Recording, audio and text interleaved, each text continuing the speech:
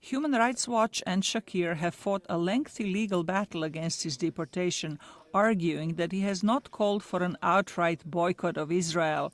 The New York-based group says it does not support the Palestinian-led international boycott, divestment and sanctions movement. In fact, Omar's entire time with Human Rights Watch, he has held quite clearly to the organization's position, and we do not support BDS.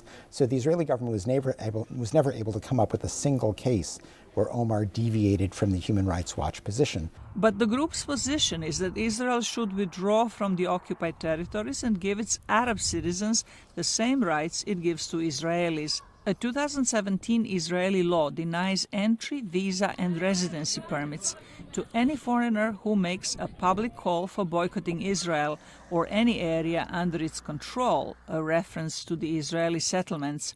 The law was used earlier this year to ban the entry of U.S. lawmakers Rasheedat Tlaib and Ilhan Omar into Israel and the West Bank.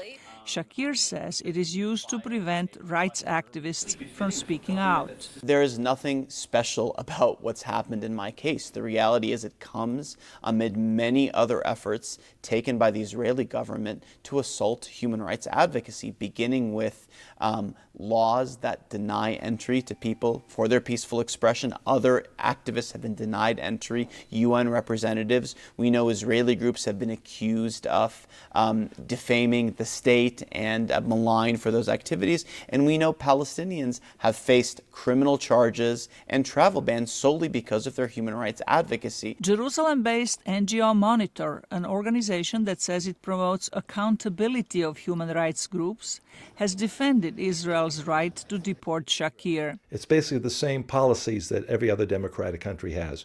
There is no right for someone who demonizes you to come into your country and do that. If he wants to demonize, and he will, he'll have to do it outside of Israel. The United Nations, European Union, and many rights groups consider Israeli settlements in the occupied territories illegal.